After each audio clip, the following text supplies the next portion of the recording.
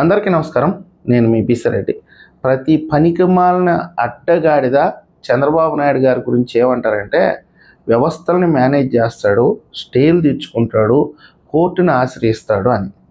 మరి జగన్మోహన్ రెడ్డి చేస్తున్నది ఏంటి? మీకు అందరికీ తెలిసినటువంటి విషయమే. సాక్షాత్తు చిన్నాయన మర్డర్ కేసులో ప్రధాన ముద్దాయి అవినాష్ రెడ్డిని అరెస్ట్ చేయడానికి సిబిఐ వాళ్ళు వెళ్తే ఈయన పోలీసుల్ని మోహరించి అరెస్ట్ నుంచి తప్పించాడు అవినాష్ రెడ్డిని.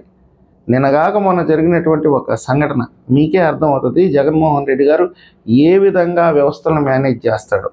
దాదాపుగా 6 ఏళ్ల నుంచి కనీసం ఆయనకు సంబంధించిన అవినీతి కేసులకు కూడా కోర్టుకు అటెండ్ కావట్లేదు. ఆ కోడికత్తి కేసుకు కూడా కోర్టుకు అటెండ్ కావట్లా. ఇది పక్కన పెడితే అంటే ఆయన న్యాయస్థానాలకు ఇచ్చేటటువంటి గౌరవం. నిన్నగాక మొన్న మాచర్ల పర్యటనలో ఆడెవడో సంవత్సరం క్రితం బెట్టింగ్లో డబ్బులు పోగొట్టుకుని ఆత్మహత్య చేసుకొని చనిపోతే ఆడిని పరామర్శించడం కోసం, అతనికి ఒక విగ్రహ ప్రతిష్ఠ చేయడం కోసం ఈయన ప్రభుత్వం ఒక పక్క వారిస్తున్న మీ వాళ్ళు మొత్తం సైకోల్లాగా తయారయ్యారు, రప్పా తరలు నరుగుతాం, మనుషుల్ని లేపేస్తామని చెప్పి బెదిరిస్తున్నారండి. పోలీసుల మీద కూడా రాళ్ళదాడి చేస్తున్నారు. మీరు ఒక 100 మందితో రాండి, మీకు భద్రత కల్పిస్తాము, మీరేదో విగ్రహాన్ని ప్రతిష్ఠిస్తారు, ఆ కుటుంబాన్ని ఆశీర్వదిస్తారు, ఏం చేస్తారు, ఈ బెట్టింగ్ చెత్త గ్యాంగ్కి ఏమన్నా సపోర్ట్గా నిలబడతారు, మీ ఇష్టం వచ్చింది మీరు చేసుకోండి, 100 మందితో రాండి అని చెప్పి పోలీసు యంత్రాంగం పదే హెచ్చరించిన మాట ఇనల. క్వార్టర్ బాటిలు బిర్యానీ ప్యాకెట్టు మనిషికి ఒక 500 రూపాయలు ఇచ్చి జనాన్ని తూలేరు అక్కడికి. ఆ తొక్కిసలాటలో 2 చనిపోయారు. ఒక వ్యక్తి అంబులెన్స్ అందక, అంటే అంబులెన్స్లో వెళ్ళే మార్గం లేక, అంటే ఈ కార్యకర్తలంతా హడావిడి చేసి రోడ్డునంతా బ్లాక్ చేసేస్తే పాపం అనారోగ్య కారణాలతో ఆ అబ్బాయి చనిపోయాడు. అంటే మొత్తం మీద 3 ప్రాణాలు గాల్లో కలిసిపోయాయి ఈ మహానుభావుడు పర్యటన పుణ్యాన. అయితే ఒక వ్యక్తి ఈయన కారు కిందే పడి చనిపోయాడు. కానీ దాన్ని ఎలా డైవర్ట్ చేశారంటే వీళ్ళే ఒక వాహనాన్ని తీసుకుపోయి పోలీసులకు సరెండర్ చేసేసారు. ఇది ప్రైవేట్ వాహనం, ఈ వాహనం కింద పడి చనిపోయాడని చెప్పి కేసు కూడా ఫైల్ చేయించేశారు. అక్కడికి పోయి వీళ్ళే డ్రైవర్ని సరెండర్ చేసేసారు, ఆ వాహనాన్ని కూడా సరెండర్ చేసేసారు, అక్కడ డైవర్ట్ చేశారు. తర్వాత కొన్ని వీడియో క్లిప్లు బయటకు వచ్చినాయి. పోలీసులు విచారణ చేస్తే సాక్షాత్తు జగన్మోహన్ రెడ్డి కారు కింద పడే చనిపోయింది అతను. ఆ తర్వాత ఆ కేసు ఫైల్ చేశారు. ఇప్పుడు ఈయన ఏం చేశాడు, నేరుగా హైకోర్టుకి వెళ్ళాడు, నా మీద విచారణని స్టే ఇవ్వండి అని. విచారణ ఎదుర్కోవడానికి భయమే ఉంది, అదేమి స్టేషన్ బెయిల్ ఇచ్చే కేసే. వాస్తవంగా చెప్పాలంటే నాకు తెలియదండి, నేను ఈ వైపున ప్రజలకు అభివాదం చేస్తున్నాను, అనుకోకుండా జరిగింది, అది ప్రమాదమే కదా. ఏదన్నా ఉంటే గింటే డ్రైవర్ తప్పిదమే ఉంటుంది, డ్రైవర్ చూసుకొని ఉండడు, వాడికి కరెక్ట్గా లైసెన్స్ అన్నీ కానీ ఉంటే ఏదో ఆ కేసుకి ఒక 4 ఏళ్ళో 5 ఏళ్ళో శిక్ష పడి బయటకు వస్తాడు. ఇతనికి పెద్ద శిక్ష ఏమి ఉండదు, స్టేషన్ బెయిల్లో బయటకు రావచ్చు, రేపు ఏదైనా ఒకవేళ శిక్ష పడ్డా కానీ దాని నుంచి ఏదన్నా ఉపశమనం లభించవచ్చు కూడా, ప్రజాప్రతినిధి కాబట్టి. అవన్నీ పక్కన పెట్టేసి ఎక్కడ అరెస్ట్ చేస్తారో నేరుగా హైకోర్టుకి వెళ్ళిపోయాడు. హైకోర్టు నుంచి స్టే తెచ్చుకున్నాడు.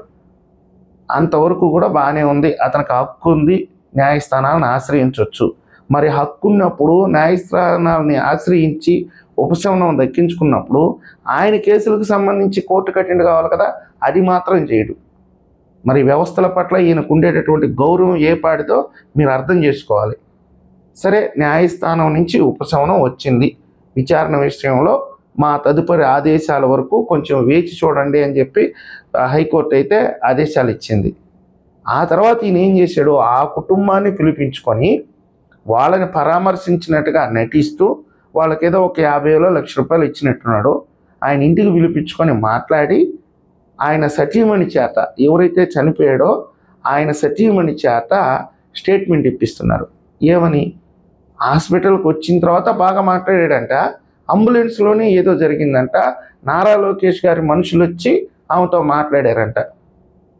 మరి ఒక కేసులో A2 అంటే ప్రధాన ముద్దాయిగా ఉండి బాధితుల్ని పిలిపించుకొని మాట్లాడడం అనేది చట్ట వ్యతిరేకం కాదా? ఇది ఏ కోర్టు అయినా దీనికి అనుమతిస్తుందా? ఏ చట్టమైనా దీనికి అనుమతిస్తుందా? మరి ఏం చేయాలి జగన్మోహన్ రెడ్డిని? ఆవిడి చేత, అంటే ఏదైతే బాధితులు ఉన్నారో వాళ్ళని లొంగి తీసుకొని అలాంటి స్టేట్మెంట్ ఇప్పించడం అనేది చట్ట వ్యతిరేకమే కదా. మరి జగన్మోహన్ రెడ్డిని అరెస్ట్ చేయకుండా ఈ ప్రభుత్వం ఎందుకు ఎదురు చూస్తుంది? ఖచ్చితంగా ఈ విషయం మీదైనా సరే జగన్మోహన్ రెడ్డిని తప్పకుండా అరెస్ట్ చేయాలి. దీన్ని బట్టే ప్రజలందరూ ఆలోచించుకోండి.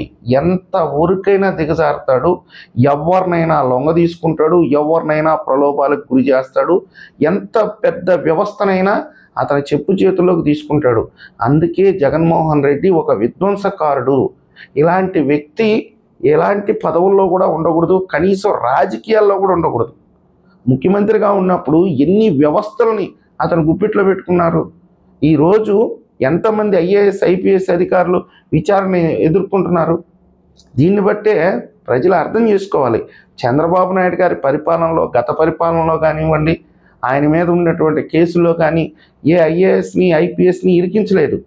జగన్మోహన్ రెడ్డే ఎంతమంది ఐఏఎస్లు ఐపీఎస్లు బలైపోయారు.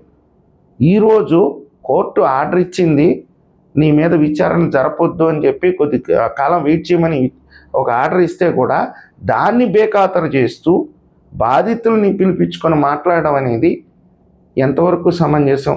ఖచ్చితంగా ఈ విషయం మీదైనా సరే జగన్మోహన్ రెడ్డి గారిని అరెస్ట్ చేస్తారని నేను ప్రభుత్వాన్ని డిమాండ్ చేస్తున్నాను. ఈ వీడియో మీకు నచ్చినట్లయితే లైక్ చేయండి, సబ్స్క్రైబ్ చేయండి.